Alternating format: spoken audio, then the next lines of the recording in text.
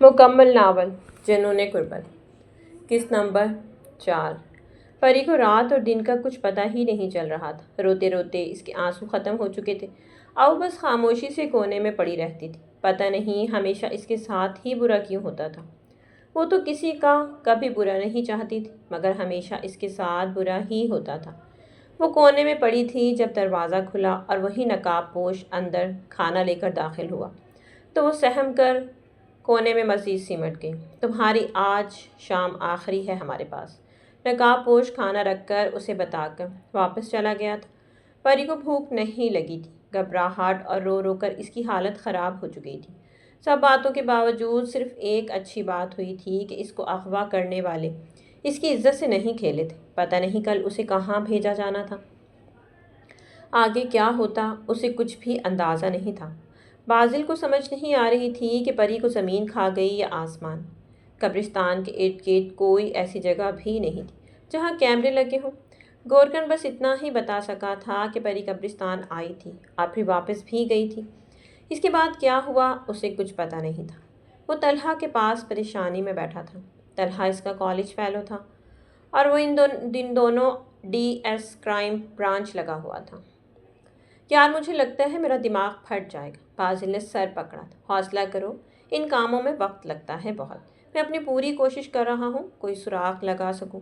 تمہارے بقول تمہاری بیوی کی کسی سے کوئی دشمنی نہیں تھی، نہ کوئی خاندانی تنازع تھا، ایسے میں اسے اغوا کرنا میری سمجھ میں نہیں آ رہا۔ طلحہ نے اسے حوصلہ دیا تھا۔ یار وہ ساری زندگی گھر میں ہی رہی ہے، یونیورسٹی کے بعد تو وہ بالکل بھی گھر سے نہیں نکلتی تھی۔ نہ اس کے دوست تھے اتنے یا دشمن ہو سکتے ہیں اس کے۔ وہ پریشانی سے بولا تھا۔ پورا ایک دن گزر چکا تھا، وہ اپنی پوری کوشش کر چکا تھا کہ کوئی سراغ ملے ان کو، مگر ہر طرف اندھیرا تھا۔ تم ایسا کرو، گھر کا چکر لگا لو، رات سے پاگلوں کی طرح گھوم رہے ہو۔ مجھے امید ہے کہ آج ہمیں کچھ نہ کچھ سراغ مل جائے گا، اگر ایسے ہی رہے تم تو خود بیمار ہو جاؤ گی۔ طلحہ نے اس کا کاندھا تھپکا تھا۔ چلو میں ایک بار گھر میں ٹرائی کرتا ہوں کہ کچھ پتہ لگے۔ وہ تھکے ہوئے انداز میں کھڑا ہو گیا تھا۔ فکر مت کرو، آج میں ہر صورت میں تمہاری بیوی کو ڈھونڈ نکالوں گا، طلحہ نے جاتے جاتے پھر یقین دہانی کروائی تھی۔ بازل تھکے قدموں سے تھانے سے باہر نکل آیا تھا۔ شانزہ یونیورسٹی سے ڈگری کا پتہ کرنے کے بہانے گھر سے نکل آئی تھی۔ ہار اس کے بیگ میں پڑا ہوا تھا۔ وہ سیدھی ٹینا کے فلیٹ پر پہنچی تھی، جہاں ٹینا اور زین اس کا ہی انتظار کر رہے تھے۔ یار مجھے تو یقین نہیں آ رہا تم اتنی جلدی میرا مسئلہ حل کر دو گے، دیکھ لو بس۔ زین ہنسا تھا۔ ٹینا فریج سے وسکی نکال لائی تھی۔ یہ اس بندے کی پیمنٹ ہے، اسے سیل کر کے حساب چکتا کرو۔ ہینڈ بیگ سے ہار نکالتے ہوئے شانزے نے زین کو دیا تھا۔ زین نے ہار اس کے ہاتھ سے لیا اور چیک کر کے ٹیبل پر رکھ دیا۔ اب میری پیمنٹ؟ وسکی کے گھونٹ بھرتے ہوئے زین نے شانزے کی کمر پر ہاتھ پھیرا تھا۔ وہ بھی دوں گی۔ شانزے نے شرٹ اتاری تھی۔ واہ یار، گاؤں جا کر تو تم ہری بھری ہو گئی ہو، ٹینا نے تحسین سے اس کے بالائی جسم کو دیکھتے ہوئے کہا تھا۔ زین نے ہاتھ بڑھا کر شانزے کو اپنی گود میں بٹھا دیا اور وسکی سے بھرا گلاس اس کے منہ سے لگایا، جسے شانزے نے ایک ہی سانس میں اپنے اندر اتار لیا تھا۔ زین اب اس کے لبوں کو چومتا ہوا اس کی پینٹ اتارنے لگا تھا۔ ٹینا آرام سے صوفے پہ بیٹھی وسکی کے گھونٹ بھر رہی تھی، ہر ساتھ شانزے اور زین کی مستیوں کو دیکھ رہی تھی۔ وہ گلاس پی کر نشہ جب ٹینا کے سر پر چڑھنے لگا تو اس نے بھی اپنا لباس اتار پھینکا اور ان کے ساتھ شامل ہو گئی۔ فلیٹ میں اب بس سسکیوں کا راج تھا۔ بازل گھر پہنچا تو نیا تماشا لگا ہوا تھا۔ طیبہ بیگم نے شور مچا رکھا تھا کہ پری ان کا قیمتی ہار چرا کر فرار ہوئی ہے۔ کیا ہو گیا ہے امی؟ پہلے ہی میں اتنا پریشان ہوں، اوپر سے آپ نیا تماشا لگا رہی ہیں۔ وہ مزید تپا تھا۔ میں تماشا نہیں لگا رہی ہوں، میرا قیمتی ہار سیٹ غائب ہے الماری سے، اور یہ تمہاری بیوی کا ہی کام ہے۔ فار گاڈ سیک امی، یہیں کہیں پڑا ہوگا، آپ اکثر کہیں اور چیز رکھ کر بھول جاتی ہیں۔ میں پہلے ہی پریشان ہوں اور مت کریں پریشان۔ میں کوئی پاگل نہیں ہوں جو اتنی قیمتی چیز رکھ کر بھول جاؤں۔ تمہارے سر پر بیوی کا عشق سوار ہے، پتہ نہیں کہاں وہ گلچھرے اڑا رہی ہوگی۔ بازل کو لگا وہ اپنا آپ کھو دے گا۔ یہاں کیا تماشا ہو رہا ہے ڈیڈ؟ آپ، بازل ان کے گلے لگ گیا تھا۔ تم لوگوں کی آوازیں باہر تک جا رہی ہیں۔ میں کچھ دن باہر کیا کر رہا تھا، تم لوگوں نے کیا سے کیا کر دیا۔ تم میرے ساتھ چلو اوپر۔ طیبہ بیگم کو گھورتے ہوئے وہ بازل کو اوپر آنے کا اشارہ کر کے سیڑھیاں چڑھتے چلے گئے۔ ڈیڈ، میرا پریشانی سے برا حال ہے، شکر ہے آپ آ گئے۔ مجھے پتہ ہے میں یہاں کے حالات سے بے خبر نہیں ہوں۔ وہ اسٹڈی روم میں آئے تھے۔ فکر مت کرو، سب ٹھیک ہو جائے گا، وہ جیب سے موبائل نکالتے ہوئے بولے تھے۔ فاضل ان کے پاس ہی کھڑا ہو گیا تھا۔ ہیلو شیدے، میری بات سن۔ وہ کسی کو کال پہ سب بتانے لگے تھے۔ کچھ گھنٹوں میں پتہ چل جائے گا پریوش کا۔ برے لوگوں کو برے لوگ جلد ڈھونڈ لیتے ہیں۔ کال کاٹتے ہوئے انہوں نے بازل کو تسلی دی۔ شیدہ پرانا مجرم ہے، کچھ احسان ہیں اس پر میرے، جو آج اتارنے کا وقت آ گیا ہے۔ وہ زمین کی تہ میں سے بھی ڈھونڈ کر نکال لائے گا پری کو، اور جن لوگوں نے یہ سب کیا ہے ان کا حشر تو دنیا دیکھے گی۔ تم جا کر ذرا آرام کرو۔ کیا حالت بنا رکھی ہے تم نے اپنی؟ میں آ گیا ہوں، سب ٹھیک ہو جائے گا۔ بازل کو دیکھتے ہوئے انہوں نے اس کا کاندھا تھپکا تھا۔ بازل کل سے اب تک پہلی بار کچھ امید جاگی تھی۔ وہ تو ساری زندگی باہر رہا تھا، مگر اس کے ڈیڈ یہاں ہی تھے۔ ان کے تعلقات ہر طرح کے لوگوں سے تھے۔ وہ قدرے پرسکون ہو گیا تھا۔ اسے امید تھی اب پری مل جائے گی۔ بس ابھی مجھے جانا ہے، میری غیر موجودگی سے کسی کو مجھ پر شک نہ ہو جائے۔ شانز نے زین کو خود سے ہٹاتے ہوئے بولا تھا۔ ارے یار، کسی کو کچھ پتہ نہیں چلے گا، تمہیں فکر کرنے کی ضرورت نہیں ہے، زین نے اس کے ہونٹوں کو چومتے ہوئے کہا تھا۔ اور پھر بھی اتنا بڑا مسئلہ بنا ہوا ہے تو میری غیر موجودگی کسی کو بھی محسوس نہیں ہونی چاہیے۔ ابھی پیزا آرڈر کیا ہے، ابھی مل ہی جانا، کھا کر چلی جانا۔ ٹینا نے اپنا سینہ شانزے کی پیٹ پر رگڑتے ہوئے اس کے کان میں سرگوشی کی تھی۔ زین نے بھی ٹینا کی ہاں میں ہاں ملائی تھی۔ بس 20 منٹ اور، شانزے نے جواب دیا تو زین نے اسے دوبارہ اپنے نیچے گرا دیا اور ٹینا کے لبوں سے لب ملتے ہوئے ہاتھوں سے شانزے کے سینے کو ٹٹولنے لگی۔ پریوش کی آنکھوں پر پٹی باندھ کر اسے گاڑی میں بٹھا دیا گیا تھا۔ پری نے خود کو اب حالات کے رحم و کرم پر چھوڑ دیا تھا۔ وہ کچھ نہیں کر سکتی تھی۔ حالات اس کی دسترس میں ہمیشہ ہی نہیں تھے۔ اسے رہ رہ کر بازل کی یاد آ رہی تھی۔ پتہ نہیں وہ اسے ڈھونڈ رہا ہوگا یا نہیں، پتہ نہیں وہ کیا سوچ رہا ہوگا کہ میں کہاں گئی ہوں۔ گاڑی مختلف راستوں سے ہوتی ہوئی کسی جگہ آ کر رکی تھی۔ اسے کھینچ کر گاڑی سے اتارا گیا تھا۔ یہ اب سے تمہاری ہے، اندر لے چلو۔ پری کو بس آوازیں سنائی دے رہی تھیں۔ اسے بازو سے پکڑ کر چلاتے ہوئے کہیں لے جایا جا رہا تھا۔ تھوڑی دیر بعد اسے کسی کرسی پر ہاتھ باندھ کر بٹھا دیا گیا تھا۔ کچھ دیر خاموشی رہی تھی، پھر کسی عورت کی آواز سنائی دی تھی۔ پتہ نہیں وہ کہاں تھی اور کون لوگ تھے، اسے کچھ دکھائی نہیں دے رہا تھا۔ اس کا لباس اتار دو فقیرہ۔ نہیں، وہ پورے زور سے چلائی تھی۔ چپ کر کنجری، کسی عورت نے اسے تھپڑ لگاتے ہوئے کہا تھا۔ اگلے کچھ لمحوں میں وہ بے لباس ہو چکی تھی۔ یہ کنواری ہے میڈم جی۔ اچھا ہے، اچھا ہے۔ وہ 2 عورتیں تھیں شاید وہاں۔ اچھے پیسے مل جائیں گے اس کے۔ پہلی بار میں پھر پری کو لگ رہا تھا اس کی سانس رک جائے گی، بے عزتی اور شرمندگی کے احساس سے۔ اس نے خواہش کی تھی یا زمین پھٹ کر اسے نگل لے یا آسمان اس کے سر پر آن گرے۔ اسے دوبارہ کپڑے پہنا دیے گئے تھے۔ پتہ نہیں اس کے ساتھ کیا ہونا تھا۔ شیدہ، جسے عرف عام میں شیدہ بابا کہا جاتا تھا، جرائم کی دنیا کا پرانا بادشاہ تھا۔ اس کے کچھ اصول تھے جن پر وہ چلتا تھا اور اپنا کالا دھندا چلاتا تھا۔ حیدر شاہ نے کسی وقت پر اس کی بیٹی کی جان بچائی تھی۔ اب جب حیدر شاہ نے اسے یاد کیا تھا تو وہ اپنے اوپر اس کا احسان چکانا چاہتا تھا۔ وہ کمرے میں ٹہل رہا تھا جب دروازہ کھلا۔ ہر ایک بندہ اندر داخل ہوا۔ بابا، پتہ چلا ہے، رشید اور اس کے ایک بندے نے کسی لڑکی کو اٹھایا ہے۔ میں نے اپنے بندے بھیج دیے ہیں اس کے ٹھکانے پر۔ گڈ۔ کچھ پتہ چلا پھر؟ وہ بس پہنچنے ہی والے ہیں وہاں۔ مجھے مزید انتظار مت کراؤ، جلدی ان سے رابطہ کرو اور پوچھو لڑکی ملی یا نہیں۔ شیدے نے کہا تو بندے نے سر ہلا کر جیب سے موبائل نکالا اور کال کرنے لگا۔ شانزے چپکے سے واپس آ کر اپنے روم میں چلی آئی تھی۔ سب کچھ ٹھیک چل رہا تھا جیسے اس نے سوچا تھا۔ اچانک اسے حیدر شاہ کی آواز سنائی دی تھی جو بازل سے بات کر رہے تھے۔ وہ باہر نکل آئی۔ بازل اور حیدر شاہ اور طیبہ بیگم نیچے لاؤنج میں ہی کھڑے تھے۔ میں بول رہی ہوں اس لڑکی نے میرا ہار چرایا اور کہیں غائب ہو گئی ہے۔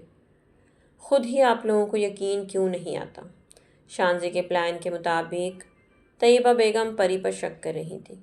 وہ خوشی سے جھوم اٹھی تھی۔ بس کر دو، اس کی تربیت اسی گھر میں ہوئی ہے، کم از کم اپنے گھر کی عزت کے بارے میں ایسی بات نہ کرو تم۔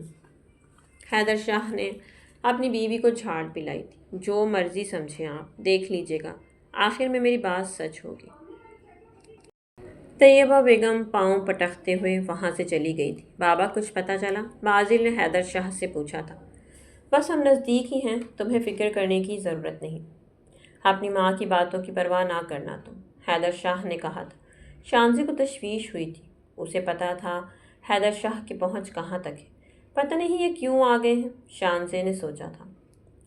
کچھ بھی ہو، زین نے بولا ہے تو کام پکا ہی ہوا ہوگا، اس نے خود کو تسلی دی تھی۔ پریوش کو ایک کمرے میں بند کر دیا تھا، اس کے پاس صرف ایک قرنٹ صورت عورت تھی۔ اب مجھے خدا کے واسطے جانے دو، یہاں جو آیا ہمیشہ یہاں کر ہی ہو کر رہ گیا ہے، عورت نے گالی دی تھی۔ ویسے کتنی چکنی ہے رے تم، عورت نے اس کے ملائم سینے پر ہاتھ پھیرتے ہوئے کہا تو پری بدک کر پیچھے کو ہٹی تھی۔ کہاں جا رہی ہے پیچھے؟ ابھی تو میں ہوں، کل کو روز نیا مرد ہوگا، عادت ڈال لے۔ پری نے اٹھ کر بھاگنے کی کوشش کی تھی، مگر اس عورت نے تھپڑ لگا کر اسے بستر پر پھینک دیا تھا۔ کوئی غلط حرکت کی تو کھال ادھیڑ کر رکھ دوں گی تیری، عورت نے خونی نگاہوں سے اسے گھورا تھا۔ اچانک دروازے سے ایک ہجڑا داخل ہوا تھا۔ میڈم جی، بابا شیدہ آیا ہے۔ عورت کی پیشانی پر بل پڑی تھی۔ وہ کدھر آ گیا؟ وہ تو کوٹھوں سے دور رہتا ہے۔ پتہ نہیں میڈم جی، کیا پتہ، بابے کا دل بھی مچل گیا ہو۔ نہیں ہو، وہ کسی اور کام سے آیا ہوگا۔ چل دیکھتی ہوں میں، تو اس کا خیال رکھ، اور اگر کچھ غلط کرے تو لگانا اسے 2 ہاتھ۔ میڈم جی اٹھ کر باہر نکل گئی تو وہ ہجڑا وہاں بیٹھ کر پریوش کو عجیب نظروں سے گھورنے لگا۔ شیدے کو پتہ چلا کہ رشید کے ٹھکانے پر لڑکی نہیں تو وہ سمجھ گیا کہ لڑکی کہاں گئی ہوگی، اور اسے پتہ تھا ایسی لڑکیوں کی سب سے بڑی گاہک میڈم جی ہی ہے، سو وہ یہاں چلا آیا تھا۔ حیدر شاہ کا احسان ایسا تھا کہ وہ کوٹھے تک آ گیا تھا، ورنہ وہ ایسی جگہوں سے دور ہی رہتا تھا۔ اکثر شرافت سے مان گئی تو ٹھیک، ورنہ تم جانتے ہو کہ تمہیں کیا کرنا ہے کالے۔ میڈم جن کا انتظار کرتے ہوئے شیدے نے اپنے آدمی سے کہا تو اس نے سر ہلایا۔ اچانک کمرے میں میڈم جی داخل ہوئی تھی۔ یہ کیا دیکھ رہی ہوں میں، بابا اور کوٹھے پر؟ بس ایک کام تھا۔ ارے کام وام تو ہوتے رہتے ہیں، کچھ پی پلا لو۔ نہیں، میں یہاں جس کام سے آیا ہوں وہی کرنا ہے۔ کہو کیا سیوا کر سکتی ہوں میں؟ رشیدے نے کوئی لڑکی دی ہے تمہیں؟ مجھے وہ چاہیے۔ شیدے نے اندھیرے میں تیر چلایا تھا۔ میڈم جی کے تاثرات دیکھ کر اسے پتہ چلا کہ تیر نشانے پر لگا ہے۔ وہ لڑکی تو میں نے آگے بیچ دی ہے، گاہک کے ساتھ۔ میڈم جی نے جھوٹ بولا تھا۔ میں کوٹھوں پر نہیں آتا، مگر مجھے یہاں کے اصول پتہ ہے کہ لڑکی فوراً نہیں کسی کو پیش کی جاتی۔ جتنی قیمت چاہیے بول اور لڑکی میرے حوالے کر۔ شیدے نے سرد لہجے میں کہا تھا۔ اگر رواجوں کا پتہ ہے تو یہ بھی پتہ ہوگا، جو ایک بار یہاں آیا وہ نہیں گیا۔ دل ہی بہلانا ہے تو بہت لڑکیاں ہیں یہاں، کوئی بھی لے جا، جب تک دل کرے رکھ لے۔ میں اس قبیل کا بندہ نہیں، بہتر یہی ہے یا تو لڑکی میرے حوالے یا پھر پیسے لے کر، یا میں جانتا ہوں کیسے لے کر جاتے ہیں۔ شیدہ کھڑا ہو گیا تھا۔ میڈم جی کا چہرہ لال ہو گیا تھا، مگر وہ جانتی تھی کہ شیدہ جو کہتا ہے وہ کرتا ہے، اور ویسے بھی وہ اس سے پنگا نہیں لینا چاہتی تھی، ورنہ اس کے گاہک بھی خراب ہوتے اور کوٹھا بھی جاتا۔ شیدہ کے مقابلے میں اس کالی دنیا میں میڈم جی کے پاس طاقت کم تھی۔ ایک لڑکی کے لیے وہ اپنا کام ختم نہیں کر سکتی تھی۔ ٹھیک ہے، 15 لاکھ اوکے، مل جائیں گے۔ کہو تو ابھی منگوا لیتا ہوں پیسہ۔ شیدے نے بغیر ہیل اجلت قبول کیا تو میڈم جی بولی، ارے نہیں، اتنا تو ہمیں بھی پتہ ہے تمہاری زبان پکی ہے، کسی بھی وقت بھیج دینا۔ اوکے، پھر لڑکی دو، شیدے نے کہا تو میڈم جی نے سر ہلایا اور اندر کی طرف بڑھ گئی تھی۔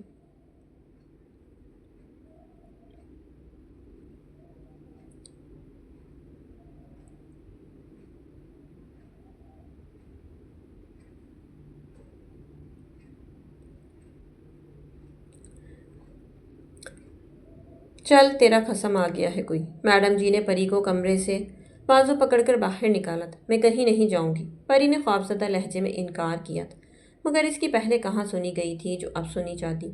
اسے کھینچ کر باہر نکال دیا گیا تھا۔ سامنے ایک درمیانی عمر کا رعبدار شخص اور دو آدمی کھڑے تھے۔ پری کو لگا آج اس کا آخری دن ہے، وہ اب بچ نہیں سکے گی۔ اسے مرنے سے زیادہ اپنی عزت کا ڈر تھا۔ اگر وہ مر جاتی تو اسے پرواہ نہیں تھی، مگر وہ جن لوگوں کے درمیان پھنس چکی تھی وہ اس کی عزت کے در پہ تھی۔ وہ جانتی تھی اب اس کے ساتھ کیا ہونا ہے۔ وہ میڈم جی کی باتیں سن چکی تھی، اسے وہ لوگ گاڑی میں بٹھا چکے تھے۔ آپ لوگوں کو خدا کا واسطہ ہے مجھے جانے دیں، وہ آنسوں سے لبریز لہجے میں بولی تھی۔ ڈرو نہیں بیٹی، ہم تمہیں تمہارے گھر حیدر شاہ کے یہاں لے کر جا رہے ہیں۔ باروک آدمی جو اتنی دیر سے خاموش بیٹھا تھا نرمی سے بولا تھا۔ پری کو لگا جیسے اس نے کچھ غلط سنا ہو۔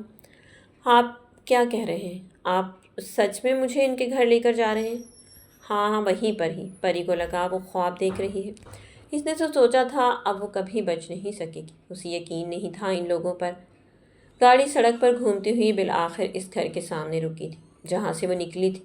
کبھی کبھی معجزے ہو ہی جاتے ہیں۔ شاید اس کی دعا سن لی گئی تھی۔ بازل اور حیدر شاہ پورچ پہ ٹہل رہے تھے۔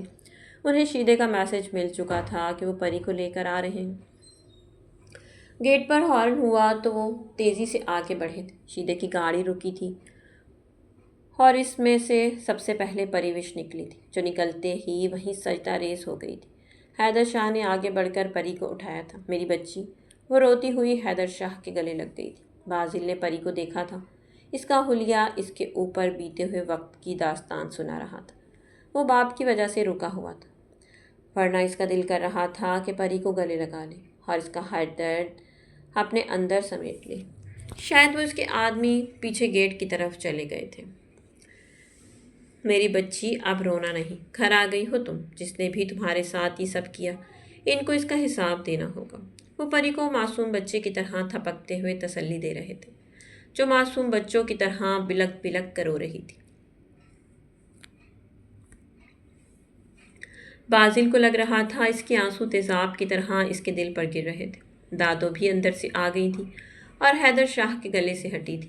ہر دادو سے لپٹ کر رونے لگی تھی۔ ہائے میری گڑیا، کیڑے پڑے ان لوگوں کو جنہوں نے میری پھول سی بچی کے ساتھ ظلم کیا۔ دادو کی آنکھیں بھی پری کی حالت دیکھ کر نم ہو گئی تھیں۔ اندر لے کر چلے اسے اماں، حیدر شاہ نے کہا تو دادی پریوش کو لے کر اندر چلی گئی تھی۔ بازل کو اپنے ساتھ آنے کا اشارہ کر کے حیدر شاہ شیدے کی طرف پڑ گئے تھے۔ بازل پری کے ساتھ جانا چاہتا تھا، مگر باپ کے اشارے پر وہ بھی ساتھ چل دیا تھا۔ شیدے، آج تم نے حیدر شاہ کی عزت بچا لی۔ شہر میں کیوں شرمندہ کر رہے ہیں؟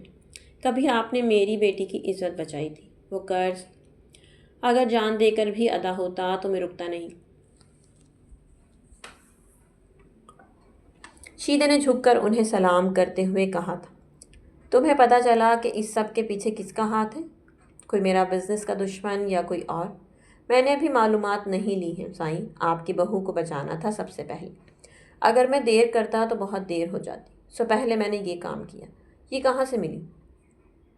حیدر شاہ نے پوچھا تو شیدہ سب کچھ بتانے لگا تھا، جسے سنتے ہوئے حیدر شاہ اور بازل دونوں کا رنگ لال ہونے لگا تھا۔ شیدہ، جس نے بھی یہ کیا اسے ڈھونڈ کر نکالو، چاہے زمین کھودنی پڑے یا آسمان کھنگالنا پڑے۔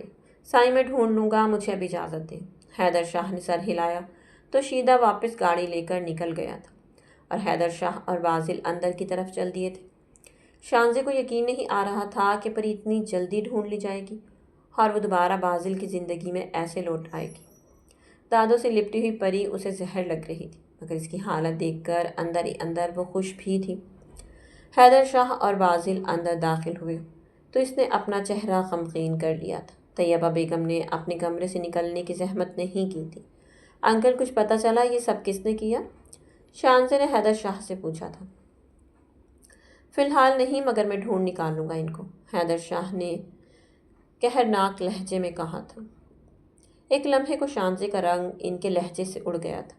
جو بھی ہو، میری بچی گھر صحیح سلامت لوٹ آئی، یہی کافی ہے۔ دادو نے پری کو پیار کیا تھا۔ ٹھیک کہا دادو، شکر ہے پریوش کو کچھ ہوا نہیں اور انکل نے اسے ڈھونڈ نکالا۔ وہ کون لوگ تھے اس سے کیا فرق پڑتا ہے؟ شانزے نے دادو کی تائید کی تھی۔ وہ نہیں چاہتی تھی حیدر شاہ ایسا کچھ کرے جس سے اسے خطرہ ہو۔ مجھے فرق پڑتا ہے، جن لوگوں نے میری بیوی کے ساتھ یہ سب کچھ کیا میں انہیں زندہ کاٹ دوں گا اگر مجھے پتہ چل جائے کہ وہ کون لوگ ہیں۔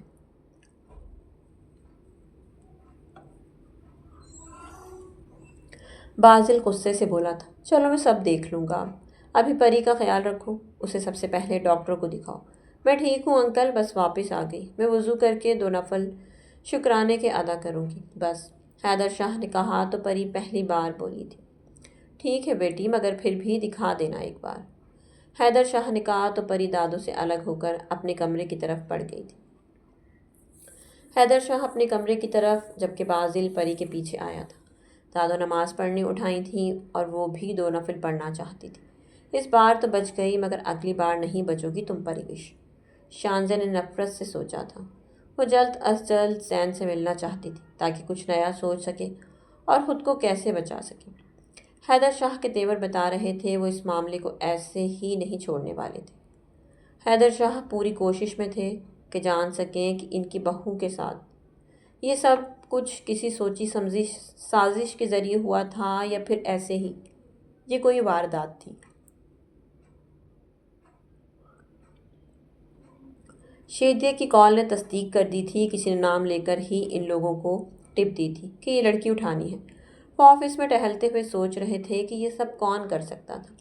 ان کے بزنس میں کافی لوگ تھے جن سے ان کا مقابلہ تھا مگر وہ ایسی گھٹیا حرکت نہیں کر سکتے تھے۔ پھر وہ کون ہو سکتا تھا جس نے یہ سب کیا؟ شیدے نے بتایا تھا جس فون نمبر سے کال ملی تھی وہ چوری شدہ تھا اور پیسے بھی زیور کی صورت میں ادا کیے گئے تھے۔ تو ایسا کوئی سراغ نہیں تھا جسے پتہ چل سکے کہ اس سب کے پیچھے کس کا ہاتھ ہے، مگر وہ جانتے تھے اگر ایک بار ایسا ہوا ہے تو دوسری بار بھی ہو سکتا ہے۔ شیدے کو انہوں نے اسی کام پر لگایا تھا کہ اگر دوبارہ ایسی کوئی بات ہو تو وہ پتہ لگا سکے کون اس سب کے پیچھے بازل پری کو گھمانے لے کر آیا تھا تاکہ اس کے ذہن سے پچھلے دنوں کی کیفیت ختم کر سکے۔ خلاف توقع جب پری کو اس نے باہر جانے کا بولا تو وہ کسی بحث کے بجائے اس کے ساتھ چلی آئی تھی، جو کہ اچھا تھا۔ آئس کریم کھا کر وہ لوگ سی ویو پر چلے آئے تھے جہاں دن دور مغرب میں ڈوب رہا تھا۔ ساحل سمندر کی ہلکی ہلکی ہوا پریوش کے بالوں کو لہرا رہی تھی۔ بازل خاموشی سے دور ڈوبتے ہوئے سورج کو دیکھ رہا تھا۔ فیسینیٹنگ ہے نا؟ پری نے خاموشی توڑی تھی۔ سو تو ہے، بازل نے پری کو دیکھا تھا، مگر میرے لیے تم زیادہ فیسینیٹنگ ہو۔ وہ ہلکا سا مسکرا دی تھی۔ شام کے مکمل ڈوب جانے تک وہ وہاں ہی کھڑے رہے تھے بنا کوئی بات کیے۔ کبھی کبھی کہنے سے زیادہ خاموشی معنی رکھتی ہے، جو ہم نہیں کہہ سکتے شاید وہ خاموشی اپنی ادا میں کہہ دیتی ہے۔ شیدہ انڈر گراؤنڈ ایک کلب میں بیٹھا تھا کہ اسے معلوم ہوا کہ حیدر شاہ کی بہو کے لیے دوبارہ کسی نے رابطہ کیا ہے، اور خوش قسمتی سے جسے اغوا کا کہا گیا ہے وہ شیدے کا پرانا یار ہے۔ وہ سیدھا وہاں سے اٹھ کر گامے کے اڈے پر چلا آیا تھا۔ اسے جب تمام بات معلوم ہوئی تو شیدے کے بتائے گئے جال پر راضی ہو گیا تھا۔ سامنے والی پارٹی کو کیش بائی ہینڈ دینے کا بول کر وہ مقررہ جگہ پر پہنچ گئے تھے۔ 10 منٹ انتظار کرنے کے بعد انہیں مطلوبہ بندہ دکھائی دیا تھا جو پیسوں کا بیگ اٹھائے منہ پر نقاب ڈالے مطلوبہ جگہ پر آ گیا تھا۔ حیدر شاہ کو کال ملی تھی، وہ جسے ڈھونڈ رہے تھے وہ بندہ مل گیا ہے۔ وہ آفس سے فوری طور پر شیدے کے پاس پہنچے تھے۔ وہ کوئی 28 سالہ جوان لڑکا تھا۔ حیدر شاہ نے اسے کبھی پہلے نہیں دیکھا تھا مگر حیدر شاہ کو دیکھ کر اس کا رنگ جیسے اڑا تھا۔ اس سے اندازہ ہوا وہ اسے جانتا تھا۔ تمہیں یہ سب کرنے کو کس نے بولا تھا؟ جی مجھے اجنبی کال سے یہ سب کرنے کو بولا گیا تھا۔ حیدر شاہ نے شیدے کو دیکھا۔ وہ پرانا کھلاڑی تھا، سچ اور جھوٹ کی پرکھ رکھتا تھا، یہ ایسے سچ نہیں بولے گا۔ شیدے نے اپنے بندے کو اشارہ کیا تو وہ اسے گھسیٹ کر دوسرے کمرے میں لے گئے جہاں تشدد کا سامان دیکھ کر اس کی سٹی گم ہو گئی تھی۔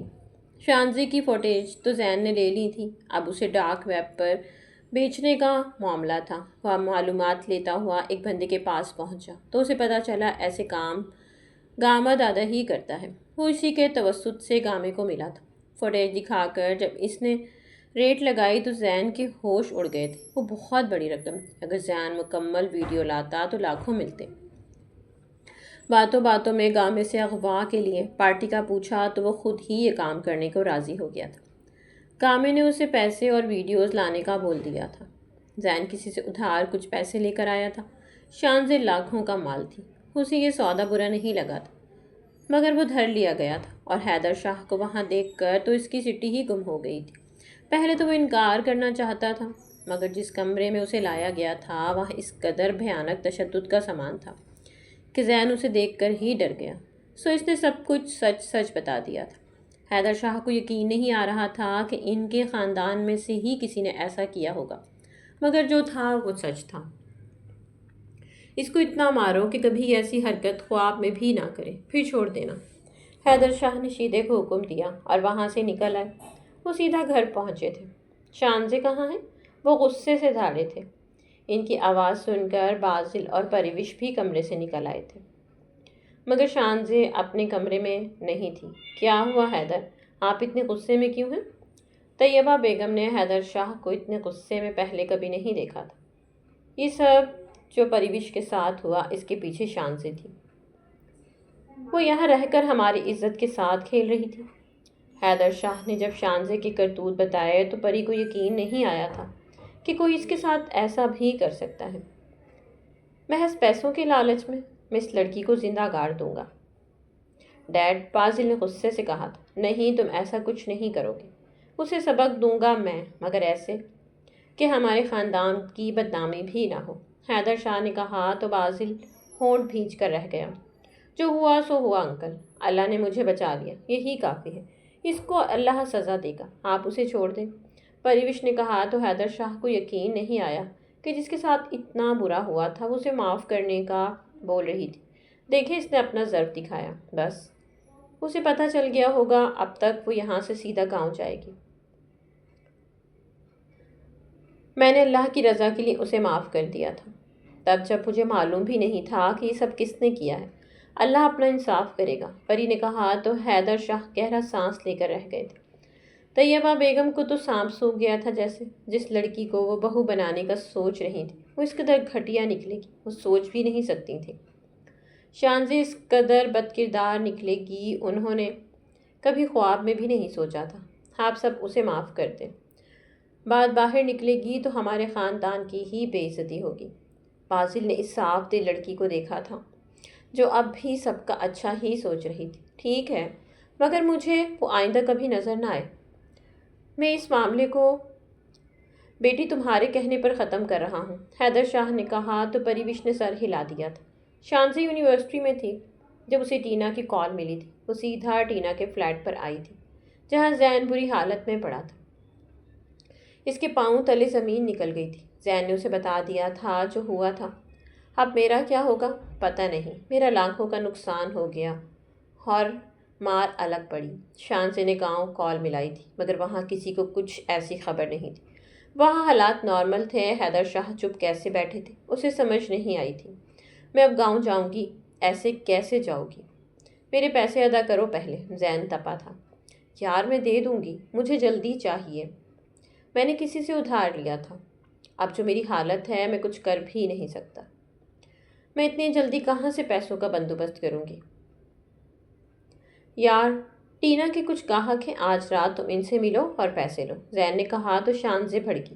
میں ایسا نہیں کر سکتی ہوں، مجھے حیدر شاہ مت سمجھو۔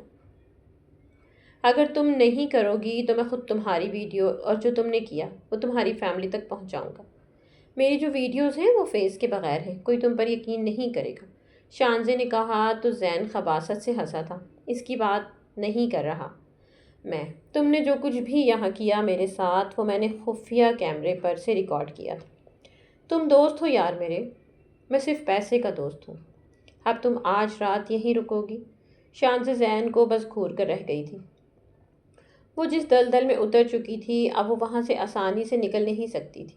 اب اس کی زندگی ایک کال گرل سے زیادہ کچھ بھی نہیں ہو سکتی تھی جو روز نئے گاہکوں کا دل بہلاتی ہے۔ اب کچھ نہیں کر سکتی، شاید اس کی سزا یہی تھی، اس سے زیادہ بدترین سزا اور کیا ہو سکتی تھی۔ سنیں، بازل آفس جانے کے لیے نکل رہا تھا جب پری نے اسے پیچھے سے آواز دی۔ ہاں کہو۔ میں آپ سے اپنے رویے کے لیے معافی مانگنا چاہتی ہوں، وہ دھیمے لہجے میں بولی تھی۔ بازل مسکرا دیا تھا، اس کی ضرورت نہیں ہے، جو کچھ ہوا شاید اس میں بھلائی ہو ہمارے لیے کچھ۔ وہ اس کا ہاتھ تھامتا ہوا بولا تھا، پھر بھی شاید میں نے غلط کیا۔ بازل نے اسے نرمی سے گلے لگا لیا تھا۔ کچھ غلط نہیں کیا، نہ ہوا ہوگا آئندہ۔ اب تم دل سے مجھے تسلیم کر لو۔ کر چکی میں، پری نے بے ساختہ کہا تھا۔ بازل نے اس کے ماتھے پر بوسہ دیا اور بولا، بس مجھے آج سب کچھ مل گیا۔ میں بس تمہیں خوش دیکھنا چاہتا ہوں۔ اس خوشی میں آج چھٹی کر لی جائے۔ بازل نے شرارت سے کہا تو پری شرما گئی۔ جی نہیں، جائیں اپنے کام پر۔ ارے یہ کیا بات ہوئی، کچھ اچھا وقت ساتھ گزار لیتے۔ وہ اس کے لبوں پر چھپتا ہوا بولا تو پری پیچھے ہوئی تھی۔ پرے ہٹیں آپ، یہ سب رات کو کر لیجیے گا۔ ارے واہ، یہ تو دعوت ہوئی۔ وہ شوخی سے ہنسا تھا۔ چلے جائیں اب آپ۔ اچھا جاتا ہوں بھائی، پر رات کا وعدہ یاد رکھنا، بازل نے ہنستے ہوئے کہا اور کمرے سے نکل گیا۔ پری ٹیرس پر آ کر اسے دیکھنے لگی تھی۔ گاڑی میں بیٹھنے سے پہلے اس نے پری کو دیکھا تھا ٹیرس پر، پھر وہ گاڑی چلاتا ہوا باہر نکل گیا تھا۔ پری نے گہرا سانس لیا تھا۔ شاید اب وہ سمجھ چکی تھی، اپنائے بغیر دکھ نہیں بانٹے جا سکتے، نہ ہی قبول کیے بغیر زندگی گزاری جا سکتی ہے۔ بازل اب اس کا شوہر تھا، اور ایسا شوہر شاید اس کی نیکی کا ہی صلہ تھا۔ وہ اپنے کمرے میں لوٹ آئی تھی۔ اسے بازل کا انتظار کرنا تھا۔ اب شاید آنے والی رات جنون قربت کی خوبصورت رات تھی۔ وہ اپنا سب کچھ بازل پر نچھاور کر دینا چاہتی تھی۔ ایسے ہی زندگی خوبصورت ہونی تھی، ایسے ہی وہ جینا چاہتی تھی ساری عمر بازل کی محبت بھری جنون قربت کی بارشوں میں بھیگتی ہوئی۔ تو میرے پیارے رز، امید کرتی ہوں کہ آپ کو کہانی اچھی لگی ہوگی۔ تو کہانی اگر آپ کو اچھی لگی تو کمنٹ باکس میں اپنی قیمتی رائے کا اظہار ضرور کیجیے گا۔ یہ لاسٹ پارٹ تھا، اور لاسٹ پارٹ بھی آپ کو اچھا لگا ہوگا، بلکہ فل پارٹ میرے خیال ہے پوری سٹوری آپ کو اچھی لگی ہوگی۔ اور آپ لوگ اپنی رائے بھی دیا کریں کہ آپ کو کس طرح کا ناول چاہیے، آپ مجھے بتا دیا کریں کمنٹ باکس میں نا، کہ آپ کو جس طرح کا بھی ناول چاہیے انشاءاللہ میں کوشش کروں گی کہ آپ کے لیے نیکسٹ سٹوری سے بھی زیادہ اچھی لے کر آؤں۔ اللہ حافظ۔